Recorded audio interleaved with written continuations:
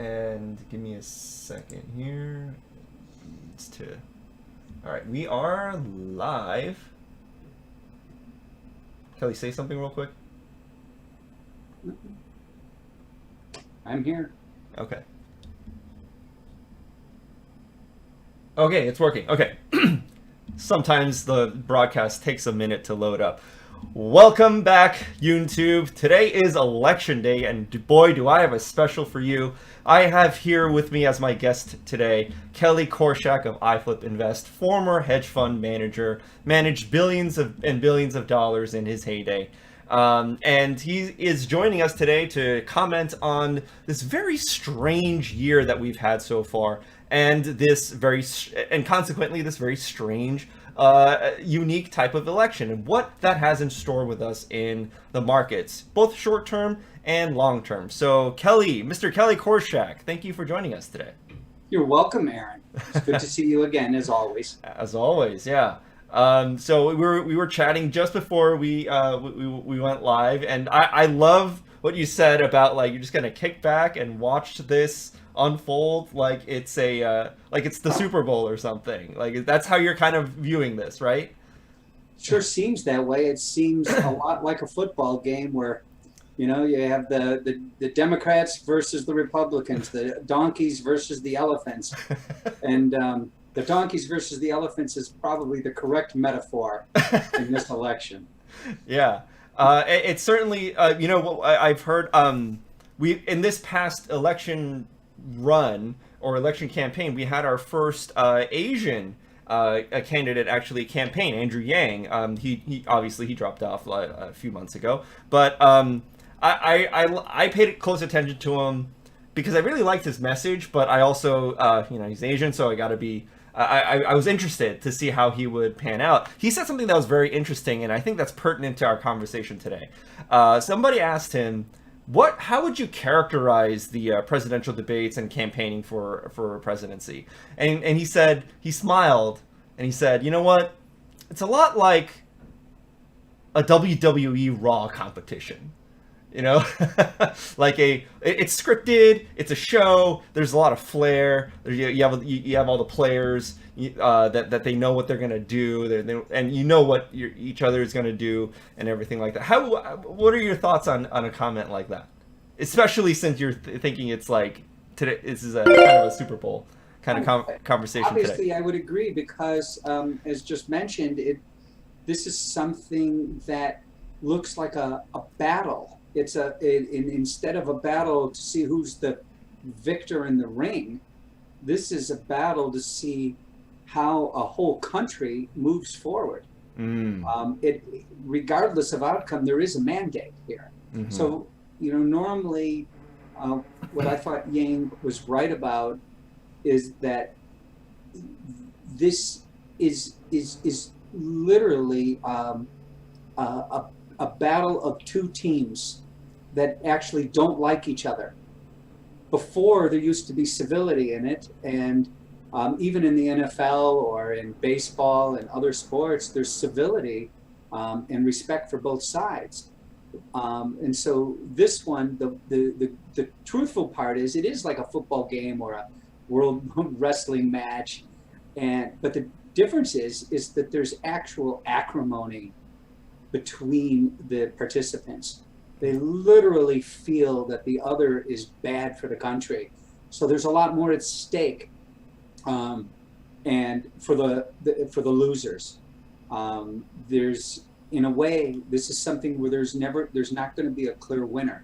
So although his statement I think is accurate, I feel, believe it or not, after the end of the week, there's no clear winner. The country will sadly remain divided. You're right, absolutely. Coming since 2016, since this administration, took over, we've been the most polarized politically than we've ever been, I believe, or at least since a very, very long time. And so I guess we can start, talking a little bit about predictions, and I want to get to how you feel about that. But first, to our viewers, if you're viewing this on Facebook and you want to engage with us, I cannot actually see any kind of comments or questions from Facebook. So if you want me to actually respond to your questions, you got to head on over to my YouTube channel. That is at yoon.tube. We are live right now. Head on over, and I can take any questions and comments and interact with you and Kelly. So, Kelly, back to you. So do you think that? Are you saying, if I'm understanding you correctly, do you think that regardless of who wins, the country will stay polarized, and we're just gonna have like a new, like, if Biden wins, then it'll be a Democratic administration that takes over, but it will still be facing a very polarized kind of a political atmosphere, and if so, like, what kind of ramification does that have for the markets if under a Biden administration? Well, yes. Let me try to answer them kind of in a segmented way. Sure. Yes, I feel that the country will remain polarized regardless of who wins. There's, at some level, there's a failure in this country over the last 4 years of its institutions and the people that govern them. Everything from the FBI, the CIA, the Department of Justice, the President's task force on the coronavirus, everything is being challenged as if it was corrupt. And the sad truth of it is, it's true, there is corruption embedded inside of government. I'm not saying there's a deep state, but there is a corruption embedded in government, and it's never been pointed out like this before. That's what makes this difference. Just the failure of aspects of our democracy and the pillars that represent it, which are the things we just mentioned. Everything, like I said, from the Supreme Court to the FBI, is being challenged, where we don't believe the leadership in there. I don't feel that's Donald Trump's fault. I feel this is where the country was going anyway, because of how partisan it has become. I agree with that, yeah. Trump is, for whatever he is, he speaks awful. He disenfranchises and alienates a lot of different kinds of people. But at the end of the day, some of his policies should make everybody, including Democrats, take notice. And that there really was some. What would be an example? Sorry to cut you off, but like that's a really great point. What would be an example of something like that? Well, I mean, for example, the harder stance on China in this regard, which is, for example, China has always been given a favored nation status by being a developing nation. It's very clear to anybody that's gone to China that it is no longer developing. It rivals America, if not even being larger. Yeah. And the American economy, or the European economy, that can't be given favored nation status any longer. So that is something that was challenged that nobody thought of challenging before. So think of that. Other things that he's done that of course have been reported, because again, his language is so, it's pretty abrasive, right? abrasive and hurtful. Yeah. That you just can't look at anything good from a person that talks in this way. Yeah. It's just kind of sad that that's the person that's the president. But when you look at the achievements, there are things that I think any administration, including Democratic administrations, should they win the day, should take notice of. I mean, it is better off in the Middle East these days. It is the black population has had the highest level of unemployment prior to COVID that they ever had before, highest level of wages that we've ever seen. So there are achievements that have just been undermined by both the virus and the president's language. So it's very sad that the institutions have come this way. And it is, I don't. I think this is. You can look at it as either a dark time in this country's history, Mm-hmm. or you can look at it as this is a pivotal moment in history into which way this country will move. It has traditionally been a very conservative Christian nation, Mm-hmm. Mm-hmm. And it was run by the baby boomers, the Right. people that came after World War II, that were Right. born when World War II soldiers came home. And now it's transitioning into your generation, and your generation feels much differently about things than our generation, my generation felt. Yeah. And that is also part of the acrimony. Who's not If by different you mean we don't know how we feel, then I agree with you oftentimes. I feel that your generation has actually a much different view on what's important. I feel, for example, my Mhm. generation will care about a statue, whereas your generation doesn't look at the statue as anything other than a symbol. And the symbol doesn't really have meaning. What has meaning is our lives and what we do with them. Mhm. Whereas in your generation, that's what I feel that your generation feels. I feel my generation It's the lives message. feels. It's the symbol and the message. No, I agree with that. Symbol I'm and with that you. message that is very important, and the fact that our fathers are the ones, because I'm a baby boomer, at the Mhm. very end of the baby boomer area, that our fathers are the ones that fought in World War II. And so those, you grow up with that, it makes for a different feeling than Right. a kid that was born in 1980 or 1990. 85 here. Yeah. 85. Yeah, It for doesn't me. say, hey, that's great. I'm glad you did it. That's great that you did for freedom. But those are just symbols, and that's not the way the world is going. And we feel differently about things. And it's just hard to accept change. And that's really what's going on. Right now, it's a change. The country is definitely, I think, has naturally, just like Europe, wants to move left. Mhm. And I think left of center is probably the best place to be. Mhm. Mhm. Donald Trump just brings it too far to the right. Got it. And so, again, that's just my opinion for what it's worth. It's a strange time.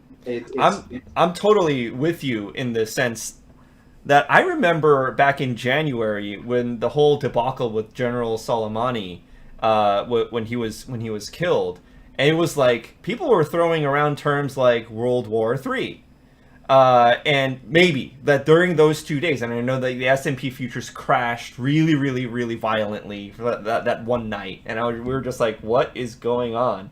I remember because it was around my birthday, so I was like, "This is a wonderful birthday present that the world has given me right now," and and I think that it was like they retaliated, but no American casualties, and it just kind of de-escalated from there.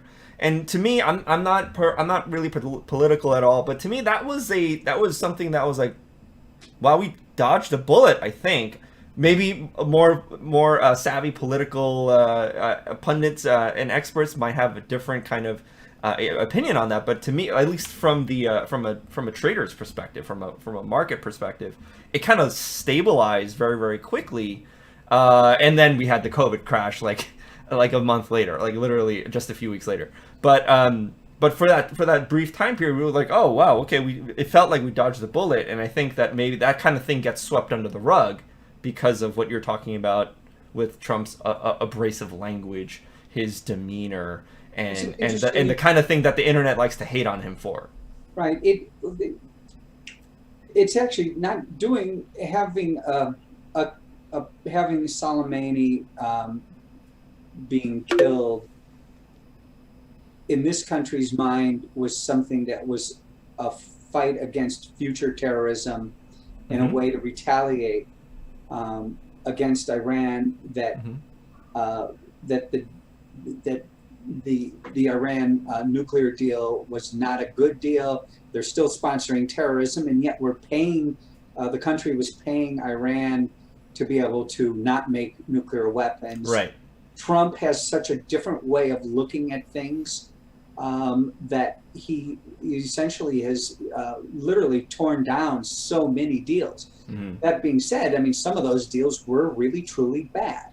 They're not negotiated on the best interests of this country, which does have strong negotiating power. But it was never used, and that's because we want to be the world. I feel politically, my stance is that we want to be the world's policeman, whereas other countries really want to say to America, "Okay, you do that, but look what comes with it." The acrimony is always against this country, and ultimately, this country is so powerful, and if it throws its weight around, it meddles in everybody else's business. It ultimately leaves a sour taste in many other countries' mouths, and that's why there's so much anger overseas towards this country, and I can't really blame them. Absolutely blame them. Yeah. So I guess really the question I think that we all have on our minds is, if we have a Biden victory, which a lot of the headlines as of right now are pointing to, like, okay, he's ahead. If we have a Biden victory and he takes office in January, over the next foreseeable, future in his administration, what can we expect in terms of that kind of thing, and what the international policies and everything, and what ramification does that have on our economy and the stock market, financial markets in general? Okay, and I'll comment on that. And keep in mind that the mantra of our company, iFlip, background, is that regardless of my opinion, mathematics actually make the trades here, not my thoughts or my emotions, whether they're correct or extremely wrong, never mind in terms of the market. The market works and behaves on its own. And the best way we feel to manage that is through mathematics and statistics, which ultimately present themselves in the form of artificial intelligence. Right. So just keep in mind that my thinking about what I'm about to say about the election, what happens, is whether it's valuable or not. It's keep in mind the backdrop that we trade mathematically, and mathematically the risks right now are actually very low. Right. Very low. Right. We'll get into that. I mean, I totally want to get into that. Totally. Let's talk about here. If Biden wins, and say it's not a blue wave. In other words, Biden wins the presidency, but the Senate stays Republican. The market advances strongly. If Trump wins and maintains the Senate, the market advances strongly, makes new highs. I think either presidential outcome, as long as the Senate stays the way it is, the market goes higher.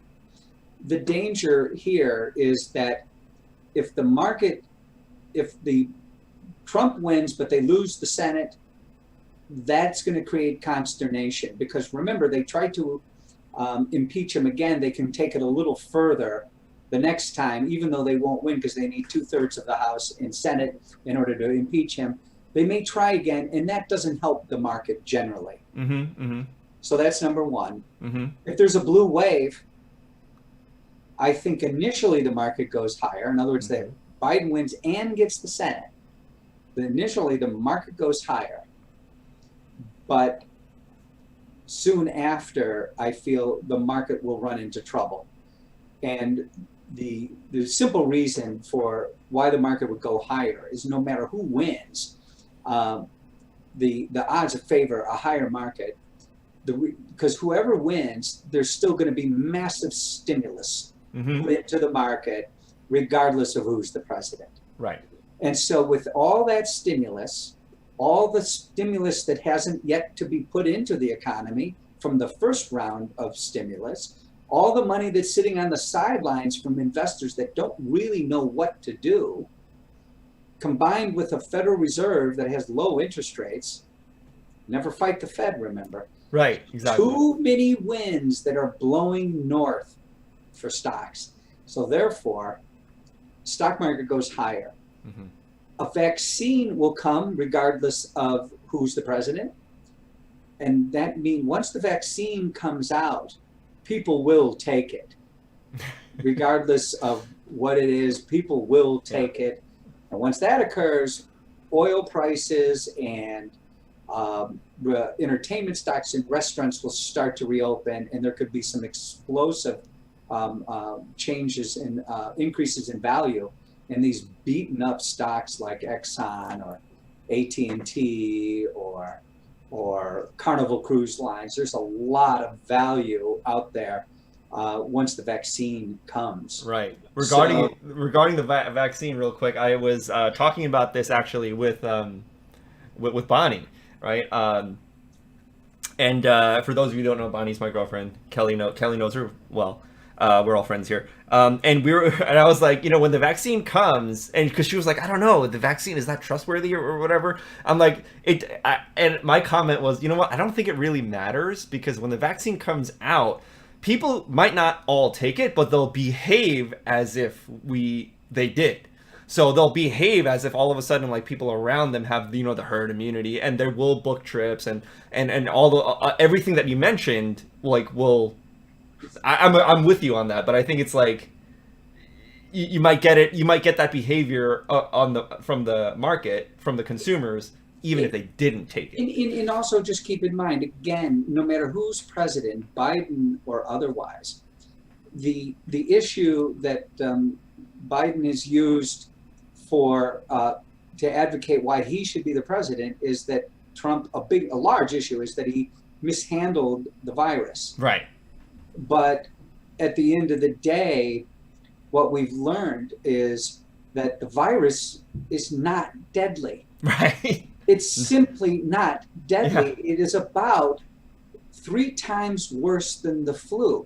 Right. So anybody that cares to go to the CDC.gov, if you can trust that institution, which I still do, data is data. Remember, Flip, like myself, I come from a mathematical background. I am data-driven completely, just data. Mm-hmm. Anybody that wants to look at that data closely would notice that 99.965% of the people live.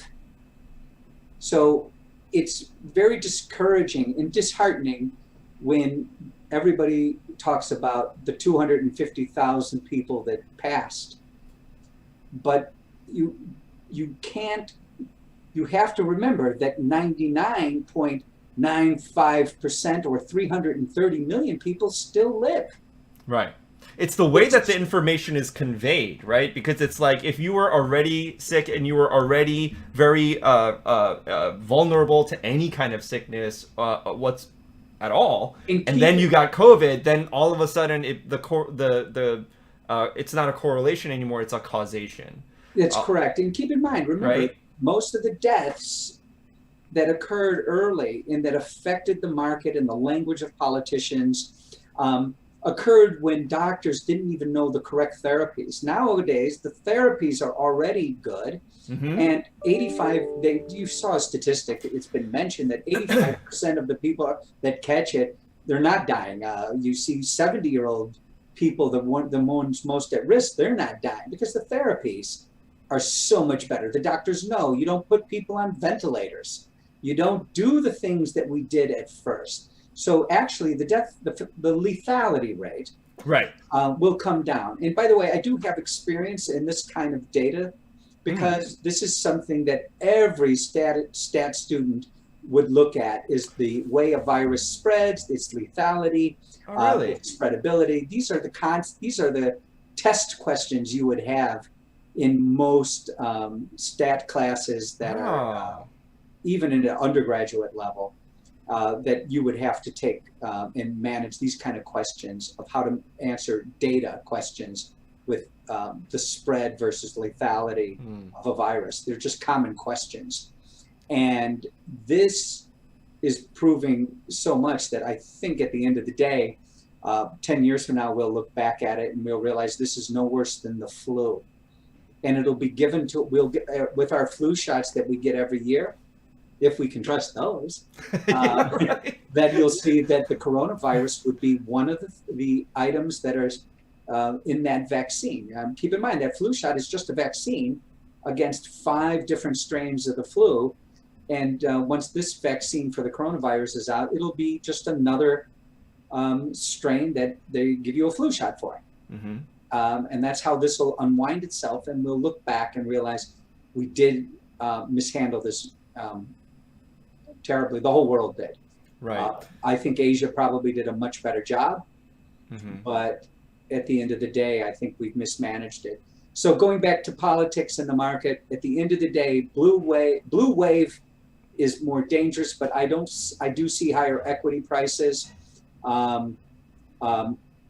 after the results are known, and I expect the results to be known by the end of the week for the most part. That's an excellent segue. You actually took the words right out of my mouth there and helped me out. Thank you. I was actually going to say, because there is that chance, because there's an increased likelihood more than other elections because of the way that the votes have to be counted, that there could be a delay, and it could be way too close to tell, and it might be uncertain.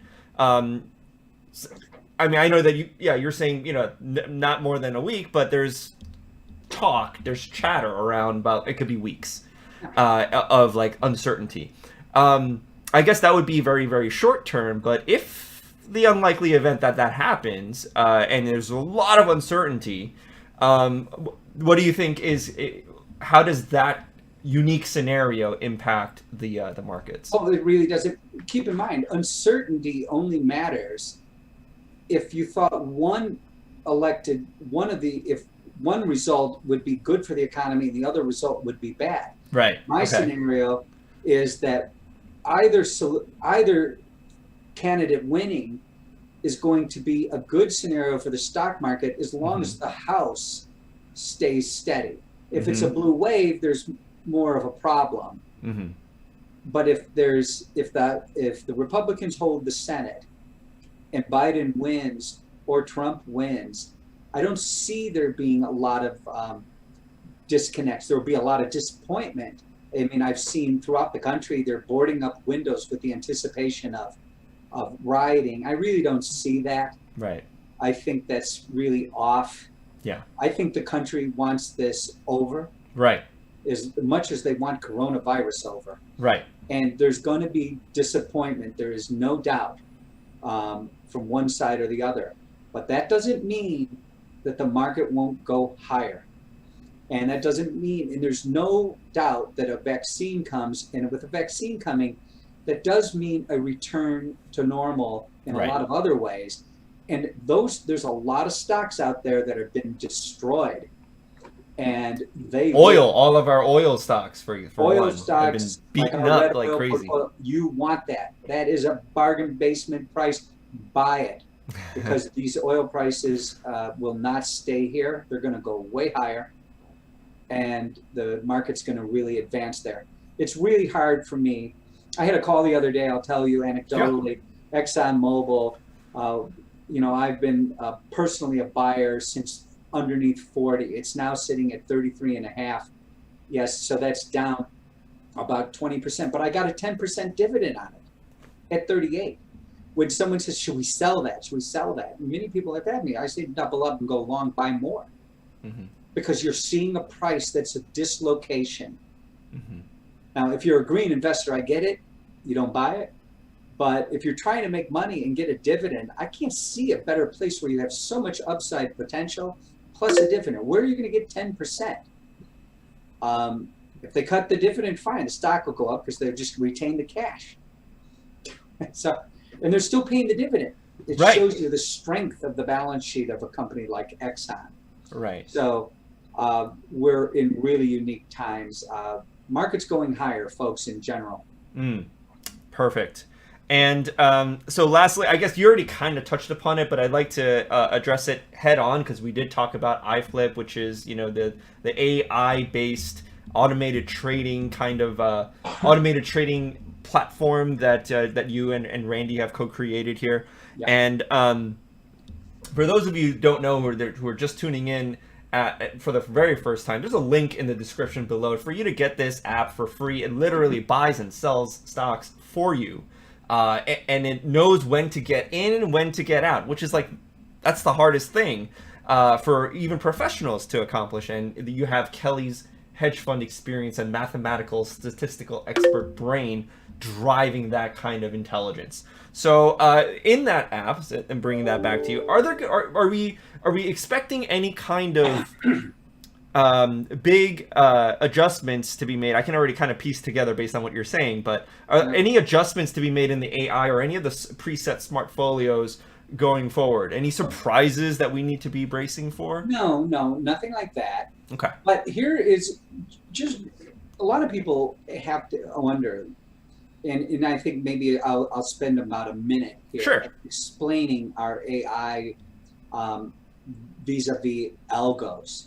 Yeah. Like most people understand what an algorithm is Right. out there. An algorithm is just some kind of computer code that looks at information and it makes a decision in the case of the equity markets of whether to buy or sell.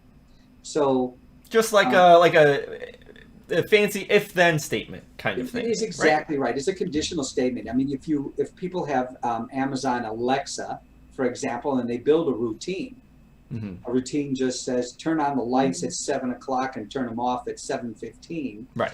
That is actually an algorithm. It's a timer that says turn on at 7 and another timer that says turn off at 7:15. Mm-hmm. Extremely simple algorithm. Right. But an AI algorithm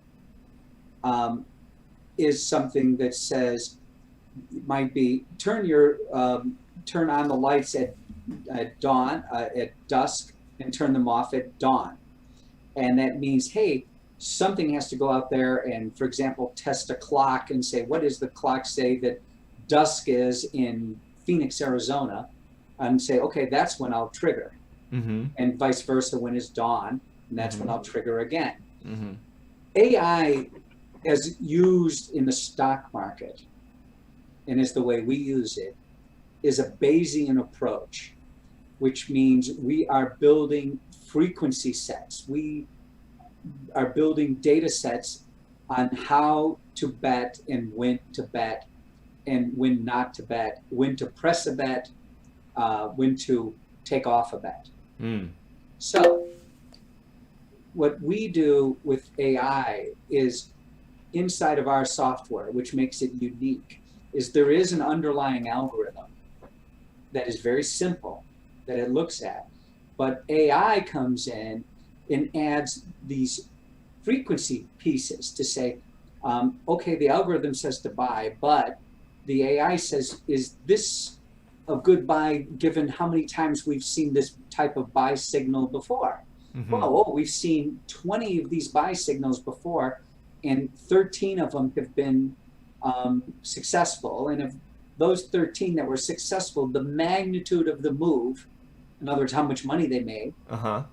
was X. And we might say, hey, the frequency is acceptable, but the magnitude wasn't. Mm. So your bet might be smaller.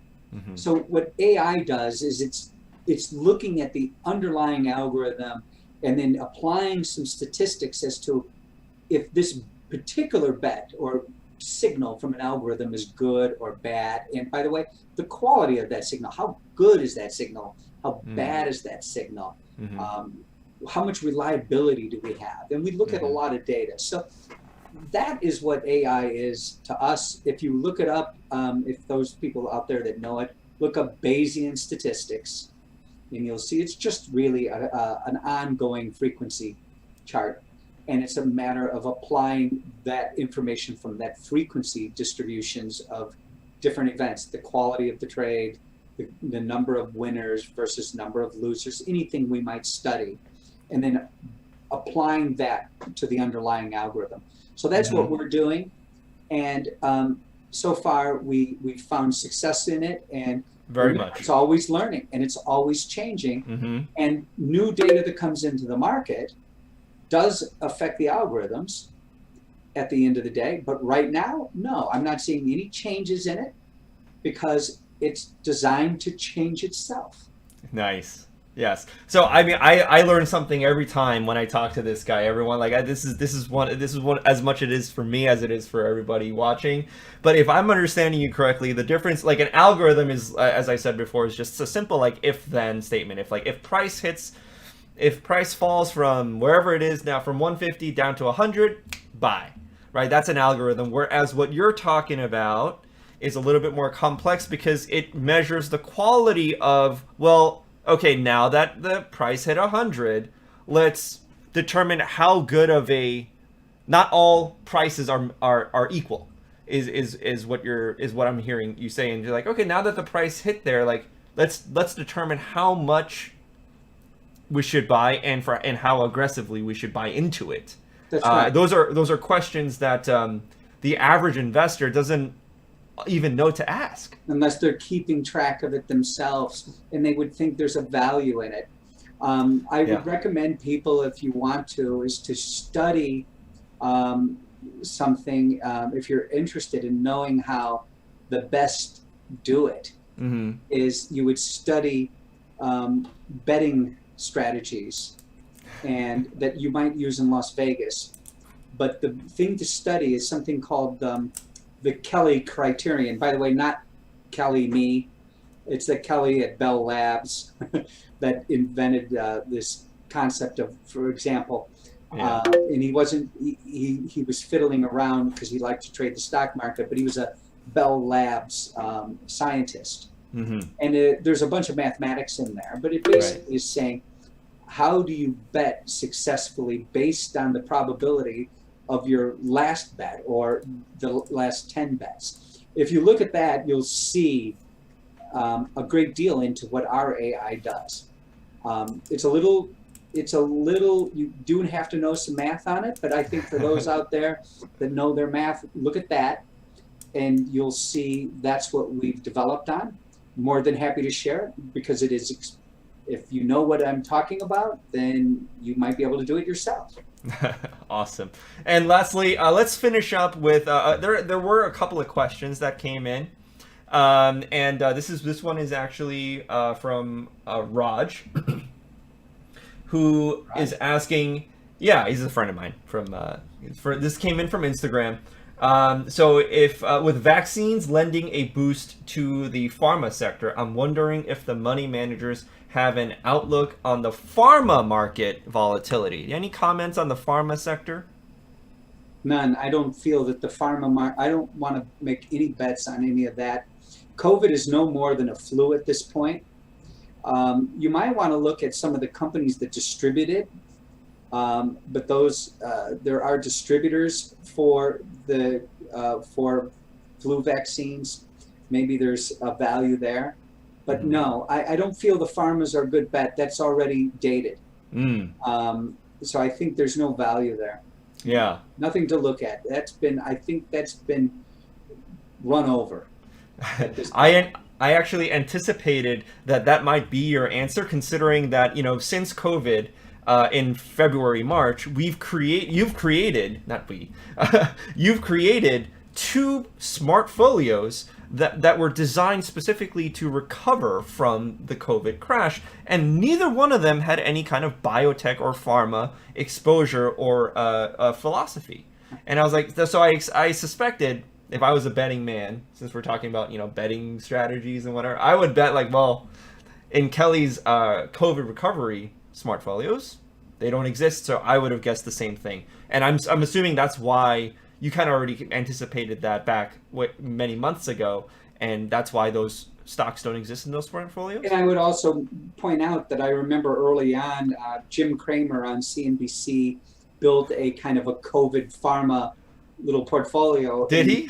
Yes, he did, and it's done nothing. So it's. He's of the belief, he's a very smart man, but he's of the belief that there's always a bull market somewhere. Yeah. And in which there's truth to that. Right. But that doesn't mean that because you see something that you immediately transition into it. We're a believer in our company, as you can recognize, we're a technology company, so we believe in technology. Mm-hmm. And technology has ruled the day through COVID. The best bet in the COVID environment is not next manufacturer of pharma that's going to create the vaccine, it was Amazon. Mm-hmm. It was Apple. It was Yes. Netflix. It was the companies that benefited from the lifestyle that we've all come accustomed to. In other words, Right. ordering online, entertainment online, smart gadgets. Those are the companies that benefited. So our focus on technology in the broader market really did well for us this year, and we continue to believe that. And I don't like to trade.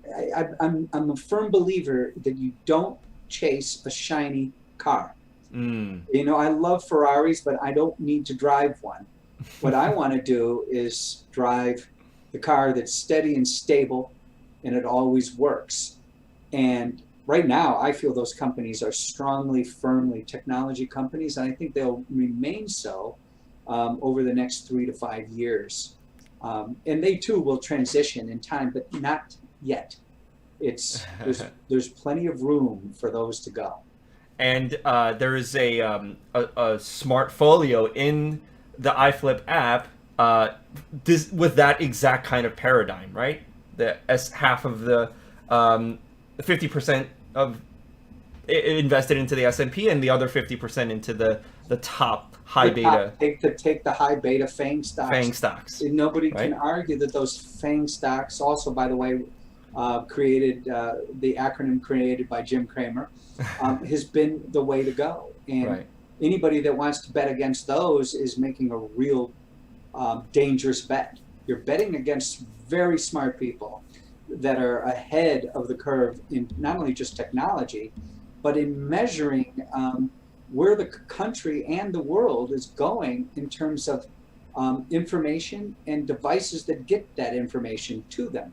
So you got to believe that, you know, as much as we've advanced as a society in terms of technology, that there's still a long way to go. After all, we still don't have warp speed, right? Right. Yeah. One day, maybe Tesla will come out with that sometime soon. But I mean, just in case anybody is wondering, because this is a lot about, you know, investing in, like, you know, ROI. The S&P FANG Smartfolio this year to date has performed like a like 50 to 60%, somewhere around there. Last I checked. I remember, we had a month. You realize the FANG stocks moved up as much as 70% in August. 70%. Right. So I mean, that's just, even when I look at it, I'm baffled to say. I mean, I remember when everything went up like that, but it's still baffling to see a month that goes up 70% on a micro portfolio. In other words, a group of small stocks. Right. And they go up that much. So, you know, that makes a career for a lot of people. Oh yeah. Yeah, for sure. Like a month like that, yeah. And last question, because you brought it up, so we gotta ask: slow or steady and stable car? We gotta know. What do you drive? I tell you what, I drive literally the S&P with Beta Kicker in our portfolio. No, I meant your car, man. I meant your car. Oh. Okay. I'll show you. My old man's car is a Mercedes E63. Okay, nice. Okay. So okay, but it's I like that car. It's angry. When you start it up, it's angry sounding, which is what I like. Okay, but since you were, I don't want to. I interrupted your thought.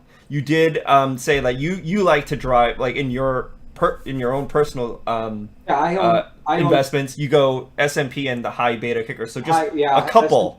And Red Oil, SPY Eye. Those are the ones I own, because I'm willing to accept the movement and volatility of Red Oil, knowing what's on the other end of that. I also am willing to accept SPY Eye, because I think it's a good blend of other types of recovery stock that are not so deeply focused on oil. Yeah, it's a little bit more diversified, that one. These are both value plays with an algorithm. And,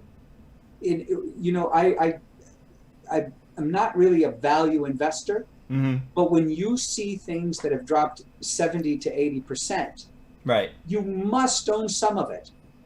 And the best way to own it is on something that is not quick to move so much, but something that you're willing to hold for a couple of years, where you have a chance to say, hey, in a couple of years, this is something that could go up more than a 100%.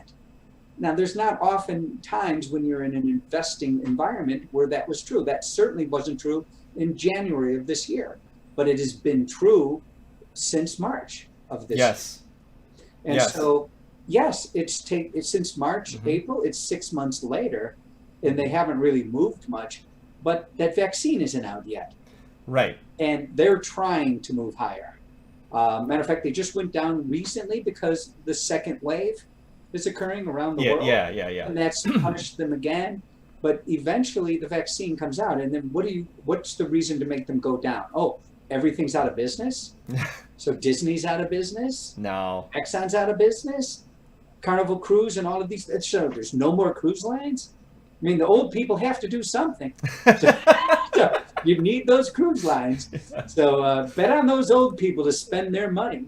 Right. So buy them. So those are things that I would just say, putting algorithms and mathematics aside, they're Mhm. kind of the great bets for younger people, because where else do you get that? That's something you can sit on and say, I don't care. I just don't care, because it's a good type of bet for the long run. In the long run, I'm not telling you to wait a lifetime. I'm saying wait a couple years. A couple Right. years is nothing in the world of investment. Oh, absolutely. So there you folks have it. With the iFlip app, you get a little bit of the value investing kind of strategy and philosophy in the SPY-I and Red Oil portfolios. You get a more of an aggressive trader's strategy with like what Kelly prefers with the S&P plus beta kicker. You get a diversification of strategies, which is the real actual nature of diversification. Diversifying with many stocks in an index fund or a mutual fund that's not real diversification, not on a professional level. No. So thank you, Kelly, for joining us today. Always a pleasure. Always so educational. Appreciate that, man. And Anytime, I guess it's time for us to kick back and see what the rest of the night unfolds. I feel like it's like the NBA Finals or something. Chips, salsa, chicken wings, scotch. That's the most important part, the scotch. Okay, and everybody, all the very best. yes, everybody, if you want more content like this, drop me a comment in the DM section below, and let me know what questions you have. But in the meantime, make sure you subscribe and hit follow, and stay tuned from the next episode from YouTube. Good night, everyone. Night.